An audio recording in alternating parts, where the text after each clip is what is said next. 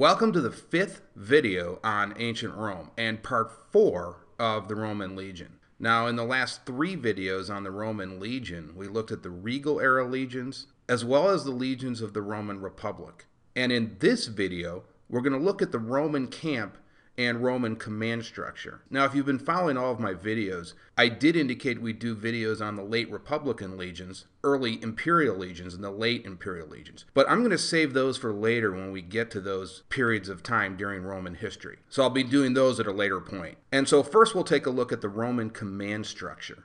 And we'll start from the bottom and work our way all the way to the top. Now, the staple of the Roman legion was always the Roman foot soldier, the heavy infantry. And what defined them was rigid discipline, and they were also citizen soldiers. So always keep that in mind. These are not professional soldiers. These are soldiers that love to fight for Rome. One thing that always amazes me about the Roman soldier is they carried almost half their body weight in equipment and armor. And so an enormous burden was put on the Roman soldier. But the Roman soldier was always trained to bear these heavy loads. And during a campaign, a soldier would be expected to carry all of this weight wherever the Roman army needed to go. Now, some of the things that the Roman soldier would carry would be all of his equipment, all of his utensils, and parts of the camp that they needed to build. And these were usually wooden palisades for the stockade or knightly camp that they needed to build. And as I said, this went along with the shield and his weapons and everything else he needed to carry if he needed to go into battle. And as we know, the Roman soldier was marching everywhere and anywhere, all throughout Italy, Africa, and the Near East. And this was through rain, snow, whatever the conditions called for.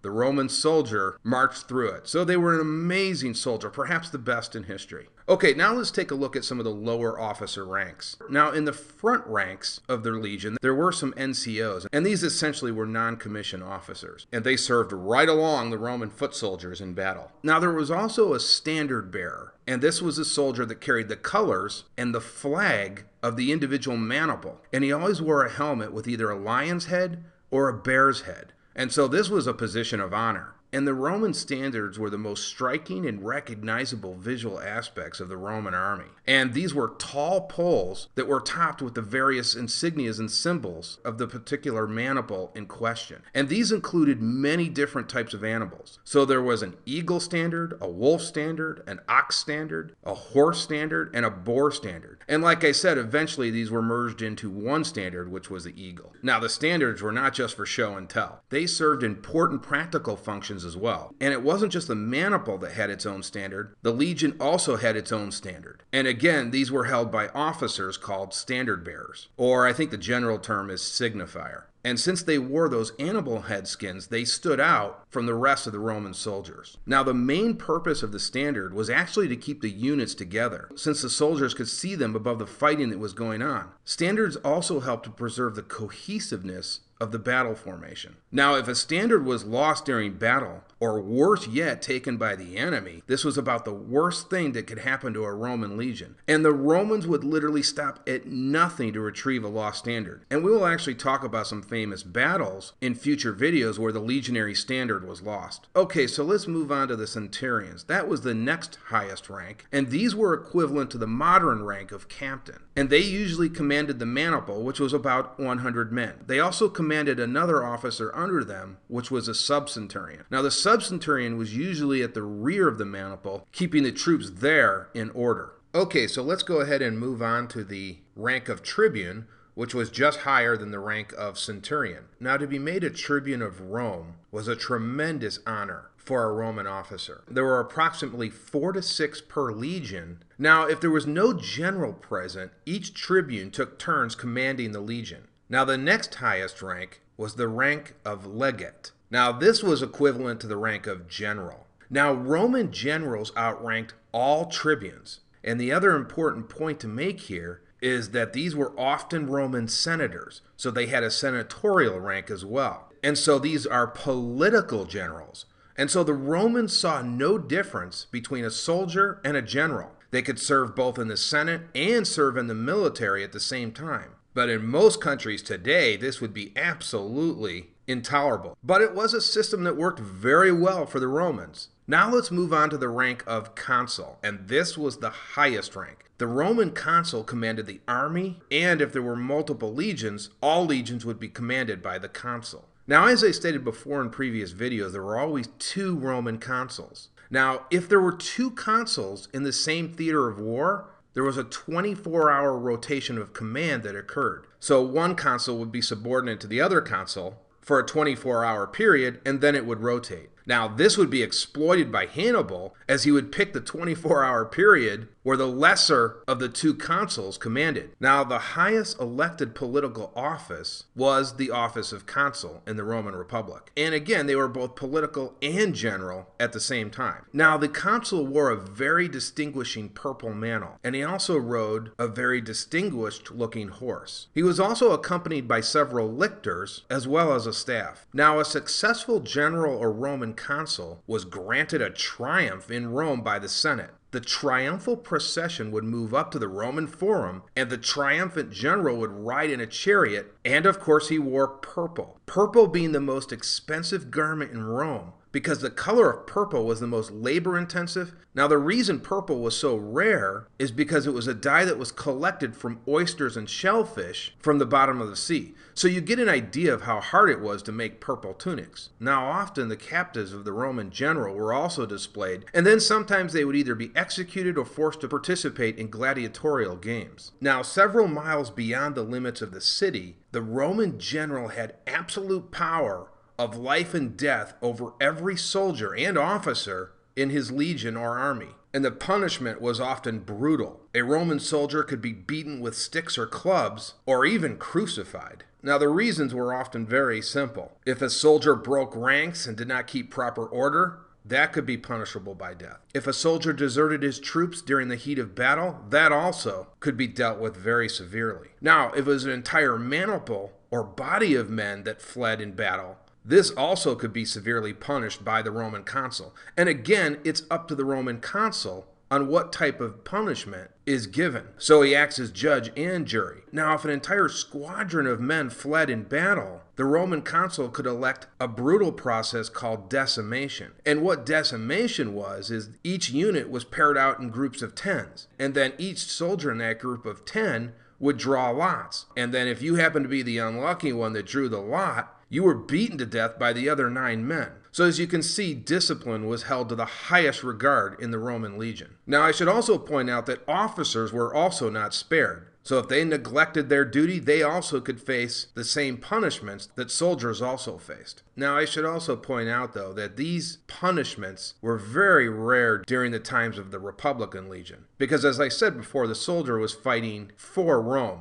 and for a love of Rome. So punishments were rarely needed. It was only much later on, when the army took on a professional nature, that these punishments became more frequent. Now, if soldiers excelled in battle, huge rewards would be given out, and these could consist of gifts, even land, and perhaps freedom from taxes. Now we come to one of my most favorite aspects of the Roman army, and that is the Roman camp. Now, the Roman army was an army that was constantly on the move. They loved to march. Marching was in their blood, and the camp afforded them the ability to march deep into enemy territory. Now, the Roman camp was a common characteristic of all legions during every epoch. And again, they were absolutely tireless marchers. Roman camps were always fortified, and eventually this became a finely tuned process from start to finish. The camp was specifically designed to house and protect the soldiers and supplies when they were not fighting or marching. The camp allowed the Romans to keep a rested and supplied army in the field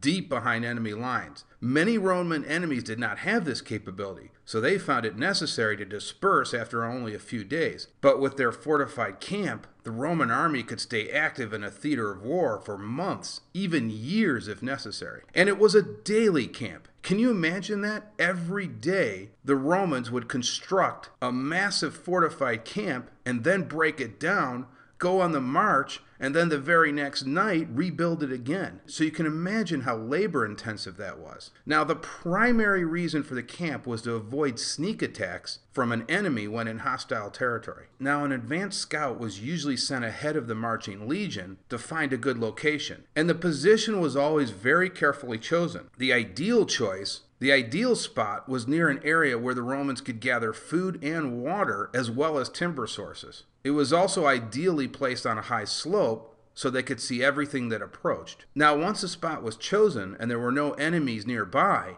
the construction of the fort could commence, and literally everything went like clockwork. Each soldier knew what his assigned duty was and the portion of the camp he would have to work on. So they went to that area, and it was always the same area. So again, each soldier knew exactly what he had to do since that was part of their training. And so they set to work. And what made the Roman camp as successful as it ultimately became to be was it was the same plan for each legion. Even each epoch, it was always the same exact linear plan. And it was usually in a square, and it usually contained one legion or even a smaller unit. Now, it could be more rectangular in size if there were two legions. But again, laying the camp out was an exercise in repetition because the Romans always liked to do everything the same way every time they built the camp. So the wall and ditch was always completed first, and then the inside of the camp would be built last. So the construction crews dug a trench, and on top of this, there was a palisade of stakes that was erected to prevent enemies from scaling the walls. Now, as I mentioned before, the soldiers had to carry these wooden palisades on the march, though some of the burden was carried by pack mules.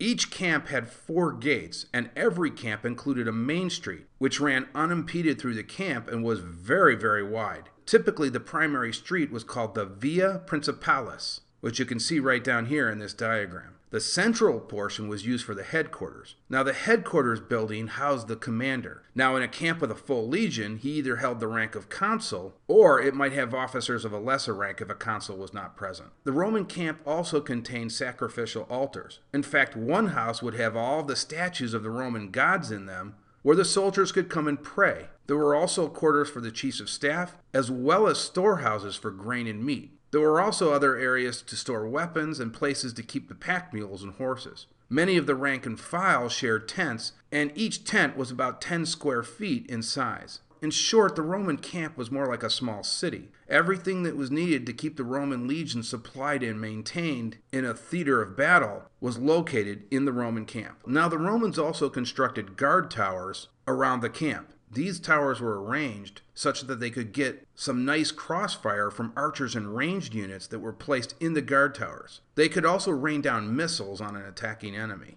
There was also a 24-hour security at every base camp. Sentinels were posted at all gates, and there were patrols on the outside as well. One post was typically filled by 4 men, 1 sentinel, while the other 3 rested until it was their turn to be the active sentinel. Some of the details included guarding, cleaning, and maintaining the main streets. Guarding and maintaining the quarters for each tribune and the higher ranked officers was also the duty of the Roman soldier. Now, falling asleep on guard duty was treated very harshly, as you could put the entire camp at risk from sneak attacks. Now, after the nightly camp was finished, some units might be sent out to collect supplies and forage for food and water, and also collect nourishment for the animals. Now, in the morning, orders were usually given from the commander on wooden tablets. If a battle order was given, usually the sign was his purple mantle, which was left hanging outside the commander's tent. The legion would then line up in formation just outside of the main gate. The Romans often preferred to fight as close to the camp as possible in case a retreat was needed. Okay, there's a couple of points I'd like to make before we close out this video. One is the story of the Greek king named